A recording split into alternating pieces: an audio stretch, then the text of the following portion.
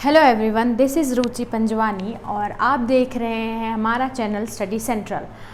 Last की videos में हमने स्टार्ट किया था इकोनॉमिक्स का, इंडियन इकोनॉमी का new chapter India on the eve of independence, जिसका टॉपिक हम लोग जो प्री ब्रिटिश पीरियड था उस टाइम पे एग्रीकल्चर सेक्टर इंडिया की क्या हालत थी वो हमने डिस्कस किया था।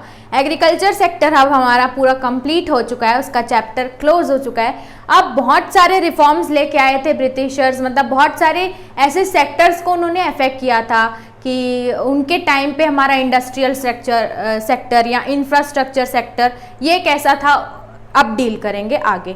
तो अब हमारा जो चैप्टर, जो टॉपिक न्यू स्टार्ट होने वाला है वो है इंडस्ट्रियल सेक्टर। कि जब ब्रिटिश रूल था तब जो ब्रिटिशर्स थे उन्होंने हमारे जो इंडस्ट्रियल सेक्टर को है उसको किस तरीके से एक्सप्लॉइट किया था, या ऐसी क्या पॉलिसीज़ उन्होंने इम्प्लीमेंट की थी जो कि हमारा सडन जो इंडस्ट्रियल सेक्टर है वो नीचे चले गया था। तो टॉपिक है हमारा industrial sector on the eve of independence.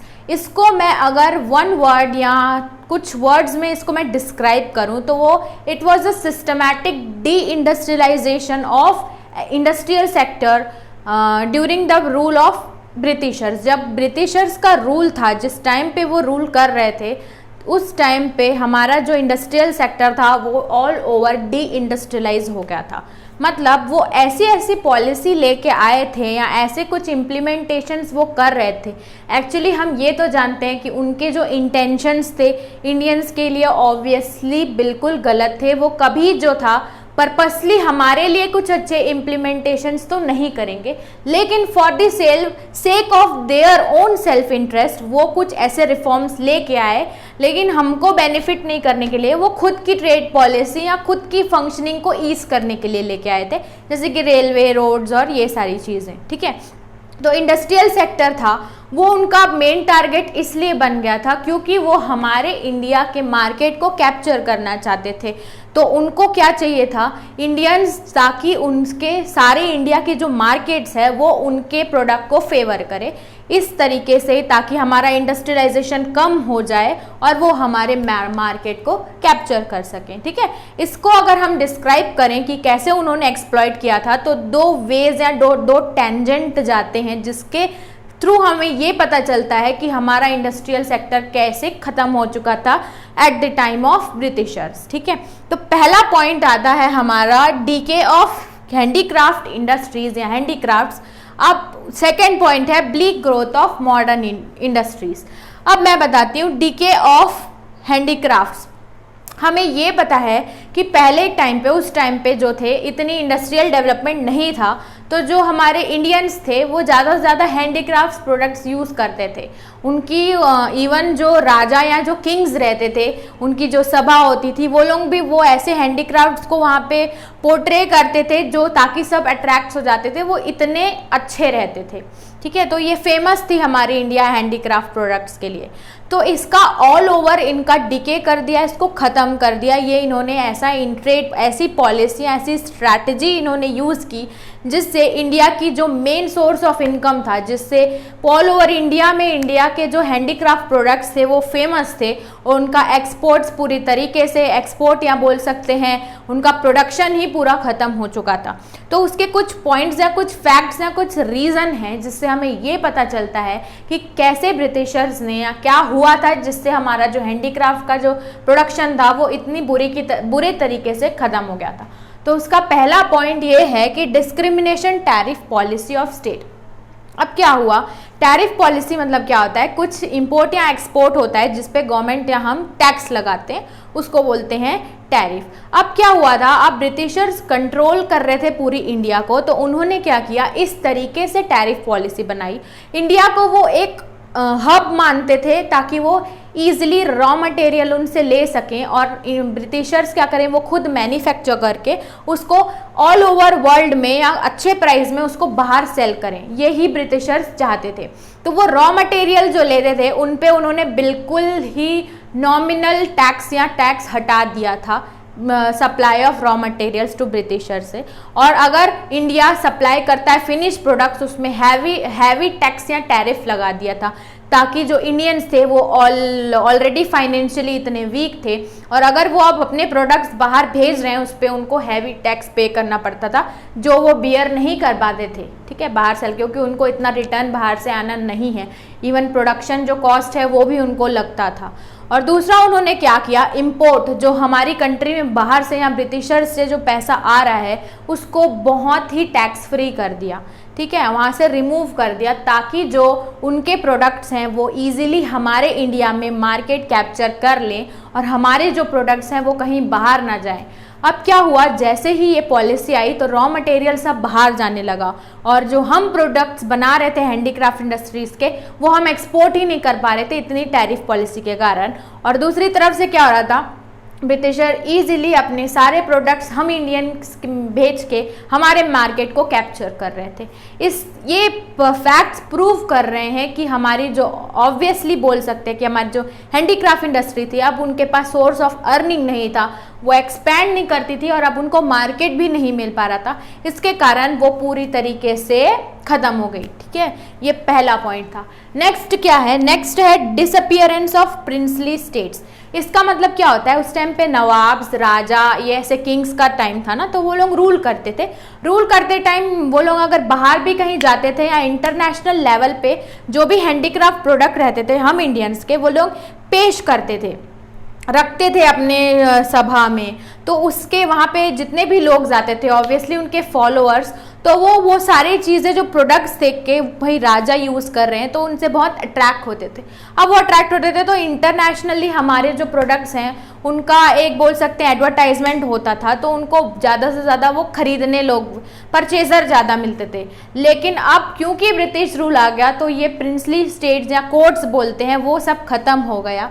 इसके कारण अब हम इंडियंस को हमारे प्रोडक्ट्स, हैंडीक्राफ्ट प्रोडक्ट सेल करने के लिए मार्केट ही नहीं मिल रहा था या परचेज़र ही नहीं मिल रहे थे। तो आप सोच सकते हैं कि क्या स्ट्रैटेजी उन्होंने अपनाई थी कि यूँ चुटकियों में हमारी जो इतनी फेमस हैंडीक्राफ्ट इंडस्ट्री थी उसको उन्होंने ख़त्म कर दिया। नेक्स्ट पॉइंट क्या बोलता है, competition from machine made products. अब जैसे कि मैंने बताया कि इंडिया क्या ब्रिटिशर्स क्या कर रहे थे, अपने products, machine made products India में भेज रहे थे और हमारा मार्केट कैप्चर कर रहे थे। अब हमें ये पता है कि हैंडीक्राफ्ट्स महंगे होते हैं as compare to machine made products, तो वो एकदम चीप प्रोडक्ट्स हम इंडियन को सप्लाई करते थे और हमारे जो इंडियंस थे वो उसको पसंद करने लगे थे वो प्रोडक्ट्स को, क्योंकि वो एज़ कम्पेयर टू हैंडीक्राफ्ट्स उनको चीप मिल रहे थे। तो ये उन्होंने एक स्ट्रैटेजी अपनाई थी, क्योंकि उनको टैरिफ तो पे करना नहीं पड़ रहा है, वो इजीली हमारे इंडिया में सामान भेज रहे हैं, तो वो कॉस्ट है जो उसका लो हो रहा था, तो हम इंडियंस उनको ज़्यादा प्रीफर कर रहे थे मशीन मेड प्रोडक्ट्स को। अब जब ये प्राइस का डिफरेंस आया तो ऑब्वियसली जो हमारी हैंडीक्राफ्ट इंडस्ट्री है उसको भी जाना पड़ा, उसको सपोर्ट ही नहीं मिला, परचेजर ही नहीं मिला। नेक्स्ट पॉइंट क्या है, न्यू पैटर्न ऑफ डिमांड। अब भाई जैसे ही चेंज आता है तो लोगों को चेंज पसंद लगने लगता है, लोग चाहते हैं कि वो थोड़ा ग्रो करें या उनका थोड़ा स्टैंडर्ड बढ़े, तो उनको जो मशीन मेड प्रोडक्ट्स थे जो लुक्स वाइज जो उनको दिखते थे तो वो अट्रैक्ट होते थे, तो वो लोग क्या करें, फेवर करने लगे मशीन मेड प्रोडक्ट्स को, कि उनको ऐसा लगता था कि वो ये यूज़ कर रहे हैं, मतलब वो थोड़े उनकी जो लिविंग स्टैंडर्ड है वो बढ़ गई, उनको ऐसी फीलिंग आती थी।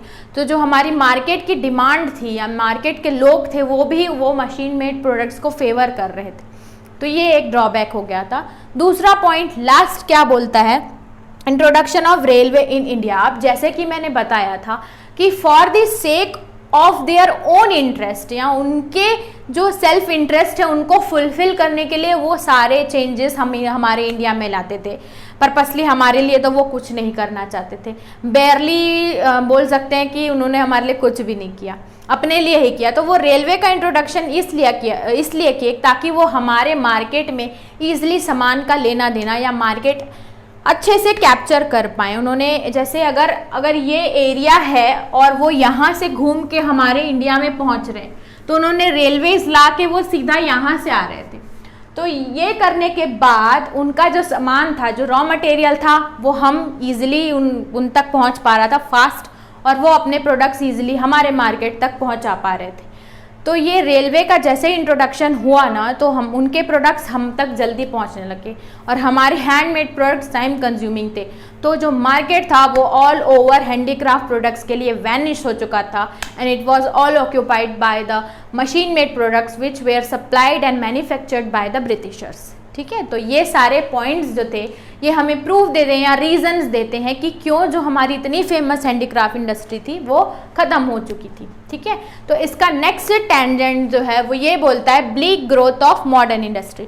ब्लीक ग्रोथ मीन्स क्या होता है? बैड और होपफुल और खराब हालत, ऐसे बोल सकते हैं हम। तो जो मॉडर्न इंडस्ट्री है, अब टाइम के साथ अगर हमारी इकोनॉमी ग्रो नहीं करती है, इसका मतलब कि बड़ी मुश्किल है। उसके साथ मॉडर्न इंडस्ट्री अगर ग्रो नहीं कर रही है तो हम लोग एक्सपैंड नहीं कर पा रहे हैं, क्योंकि फिर हम लोग बैकवर्ड ही हैं अभी।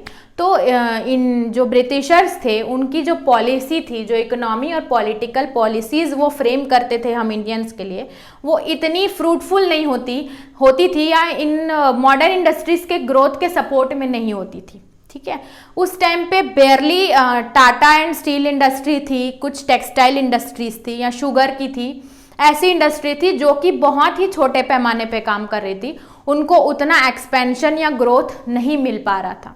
ठीक है, और दूसरी बात ये बोलें कि जो कैपिटल इंडस्ट्री है जिससे हमें मशीन्स मिलती है ताकि हम अपनी इंडस्ट्रियल को थोड़ा मॉडर्नाइज कर सकें, वो तो थी ही नहीं। क्यों नहीं थी? क्योंकि जो हमारे ब्रिटिशर्स थे वो सीधा फोकस किस पे करते थे, जिससे वो सेल्फ अपने मोटो के लिए कि उनको जो सर्विसेज या ऐसे इंफ्रास्ट्रक्चर में वो फोकस करते थे जिनसे उनको खुद को ईज हो उनके ट्रांसपोर्टेशन के लिए या उनके बिजनेस के लिए। तो वो जैसे कम्युनिकेशन हो गया, पोर्ट्स हो गया, टेलीग्राम, ये सारी चीज़ों पे वो फोकस करते थे रादर देन कैपिटल इंडस्ट्री। वो नहीं चाहते थे कि इंडिया में कोई कैपिटल इंडस्ट्री आए, तो उस हिसाब से वो पॉलिसी भी नहीं फ्रेम करते थे। वो ऐसी पॉलिसियाँ, ऐसे इंफ्रास्ट्रक्चर डेवलपमेंट लेके आते थे कि जो उनको बेनिफिट करे। ठीक है, तो इसलिए कैपिटल इंडस्ट्रीज को खड़े करने के लिए बहुत सारे ह्यूज अमाउंट ऑफ इन्वेस्टमेंट लगेगा, जो कि इंडियंस के पास उस टाइम पे उतनी कैपेसिटी नहीं थी कि वो इतना कैपिटल इन्वेस्ट करके कैपिटल इंडस्ट्री ले पाए। प्लस इतने रिसोर्सेज भी उनको नहीं प्रोवाइड किए जाते थे जिससे वो रन कर सके।